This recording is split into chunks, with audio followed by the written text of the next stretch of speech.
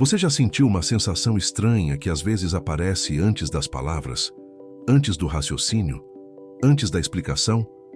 Você está numa conversa, tudo parece normal. E mesmo assim, algo aperta, um desconforto que não tem nome, uma resistência que você não consegue justificar. E o que a maioria das pessoas faz? Ignora, acha que é frescura, que é exagero, que é ansiedade, convence a mente e engole a sensação. Mas ela não vai embora, ela nunca vai embora. Porque ela é mais inteligente do que você pensa. Hoje eu vou te mostrar algo que ninguém explicou direito. Existe uma inteligência em você que funciona antes da sua mente consciente entrar em cena. E quanto mais você a ignora, mais ela grita, do jeito mais inconveniente possível. Se você já se viu tomando decisões que racionalmente faziam todo sentido, mas que por dentro sentiam erradas, esse vídeo é para você. Fica até o final, porque o que vem depois muda como você se lê. A gente cresce ouvindo que precisa pensar, analisar, ponderar, usar a razão. O cérebro como o comandante supremo da sua vida. E tem um problema sério com essa crença, porque a maior parte do que você faz não parte do pensamento consciente, parte de outro lugar. Um lugar que a neurociência leva décadas tentando mapear, e que você chama de instinto, pressentimento, feeling, intuição. Joseph Ledoux, neurocientista que passou a vida estudando o cérebro emocional, mostrou que certas reações disparam antes da consciência processar o que está acontecendo.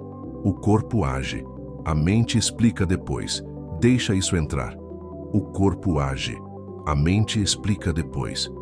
Isso significa que a narrativa que você conta sobre por que fez algo, muitas vezes é construída depois que o corpo já decidiu. A mente é uma jornalista que cobre os fatos depois que aconteceram. E escreve o artigo como se tivesse estado lá desde o começo.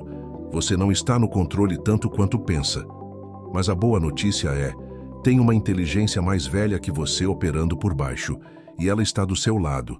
O problema é que você passou anos aprendendo a não ouvi-la. Vamos ser precisos. Não estou falando de misticismo, não estou falando de energias invisíveis ou sinais do universo. Estou falando de algo muito mais concreto e muito mais poderoso. O seu sistema nervoso autônomo processa aproximadamente 11 milhões de bits de informação por segundo.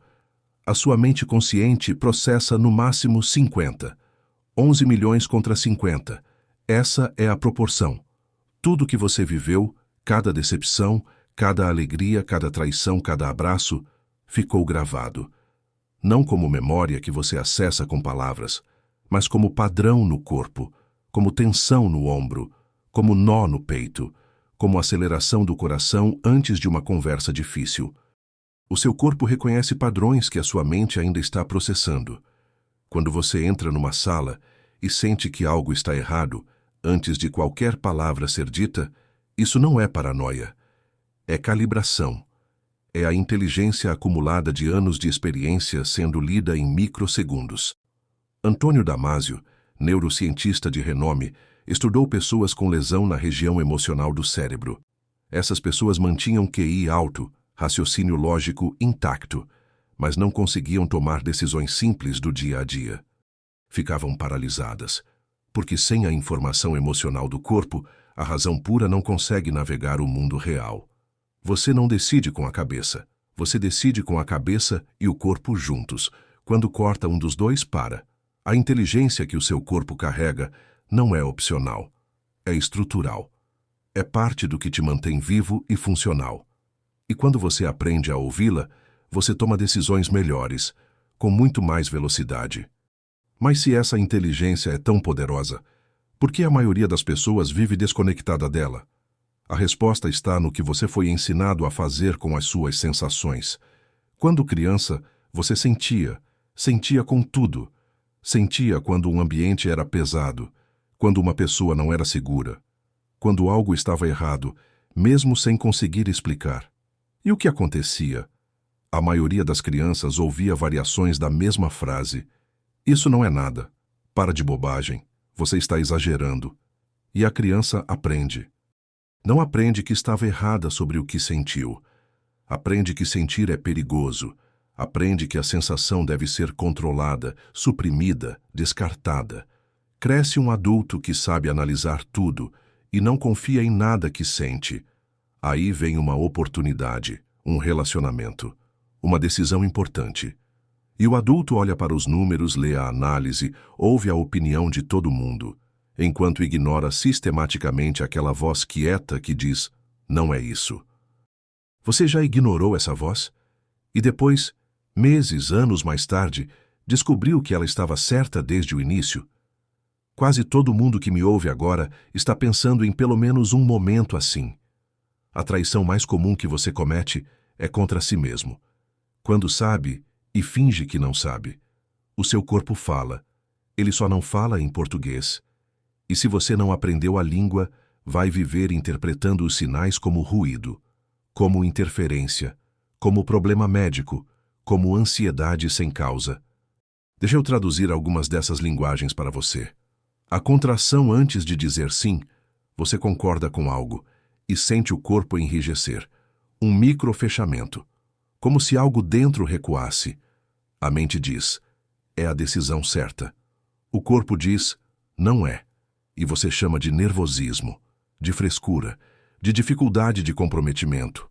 Mas o que é recusa. O seu sistema nervoso reconheceu algo que a mente ainda está tentando processar. A expansão antes de uma boa decisão, existe o oposto também.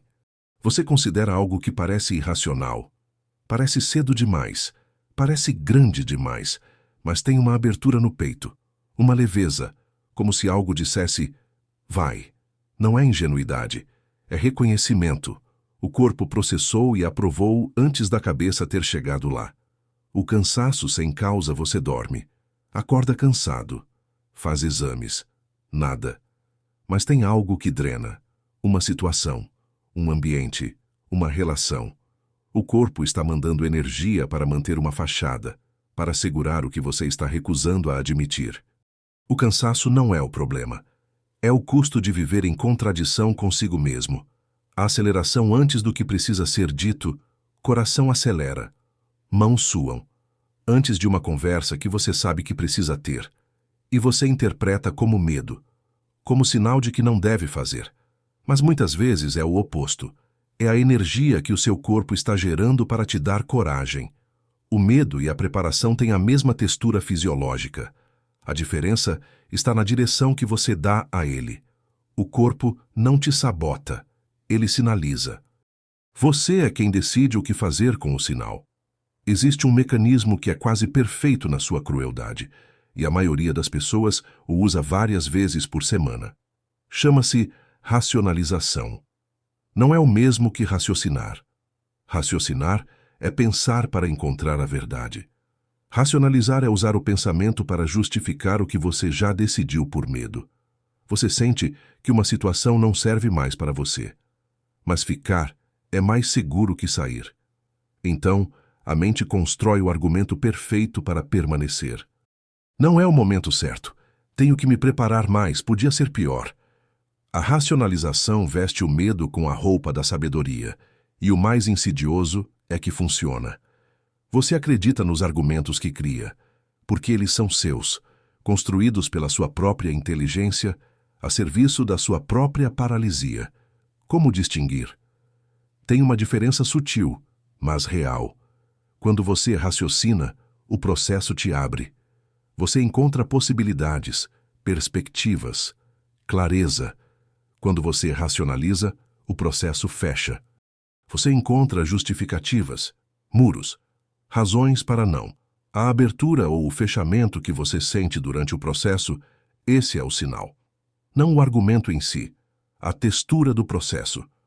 Vou ser direto.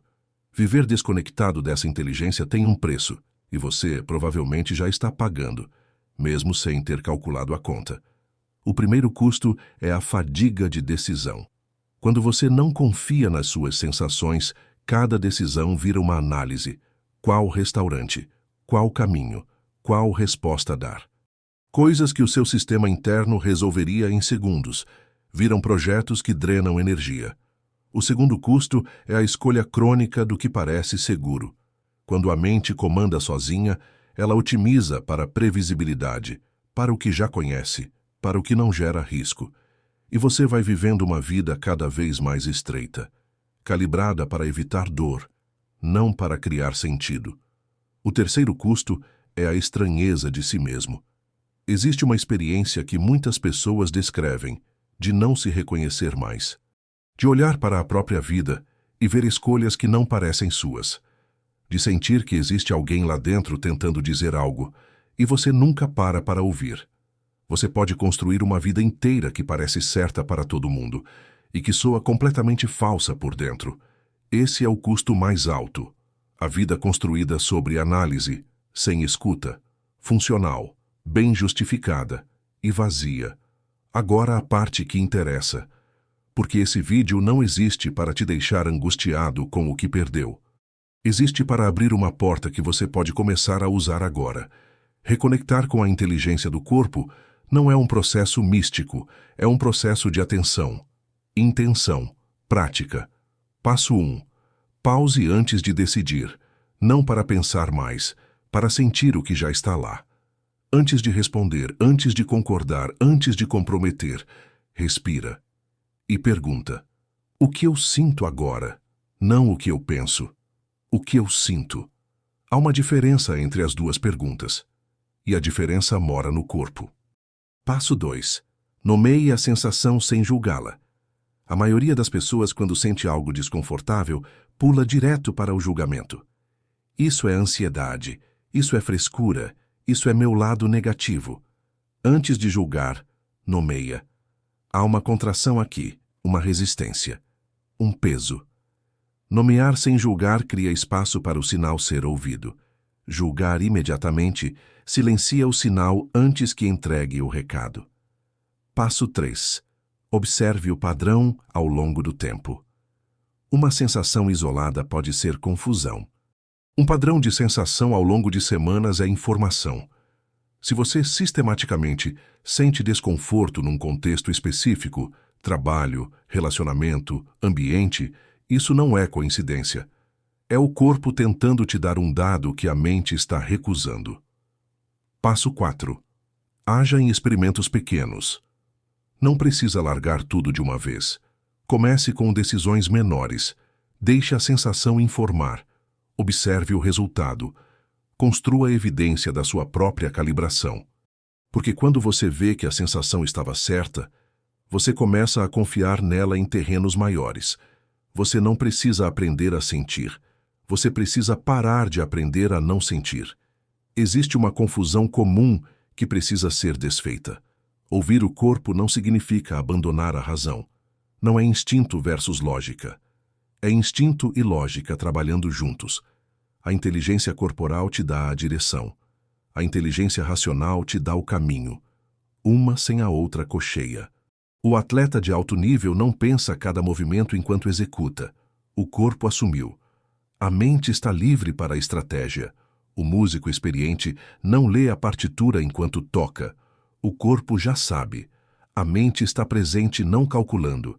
Repara nas pessoas mais realizadas que você conhece. Nos relacionamentos, no trabalho, nas escolhas de vida. Elas têm uma qualidade específica. Decidem rápido, sem agonia, sem a paralisia que assombra quem decide só pela cabeça. Não é porque elas pensam menos. É porque elas integram, leem o corpo, processam com a mente, avançam. A sabedoria não está na cabeça, não está no corpo, está no diálogo entre os dois. Você tem uma inteligência dentro de você, que não depende de livro, não depende de estudo, não depende de aprovação de ninguém.